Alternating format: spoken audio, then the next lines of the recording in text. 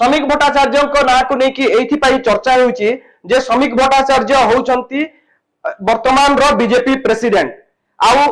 एई जो देखिबा निर्वाचन रे जो स्ट्रेटजी हेतिला जे केमिति बंग दखल रे जो प्लान हेतिला साहन को स्ट्रेटजी हेतिला से रणनीति रे गुटे मुख्य भूमिका ग्रहण करथिले श्रमिक भट्टाचार्य वर्तमान राज्यसभा रो एमपी अछंती आ एथर दमदम रु से निर्वाचन लढी छंती काहे कि तांको ना को नेकी चर्चा होउची कारण जेमती आपण ओडिसा कथा देखिबे जे बीजेपी को संगठन करिवारे मनमोहन सामल को भूमिका जो कहा जाउची जे अलायंस न करिवा नेकी गुटे बड़ निष्पत्ति नैथिले सेमती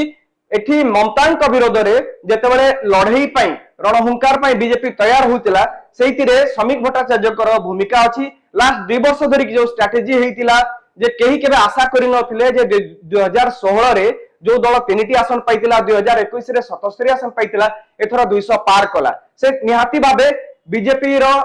स्टेट प्रेसिडेंट हिसाब रे श्रमिक भट्टाचार्य गोटे प्रमुख भूमिका अछि।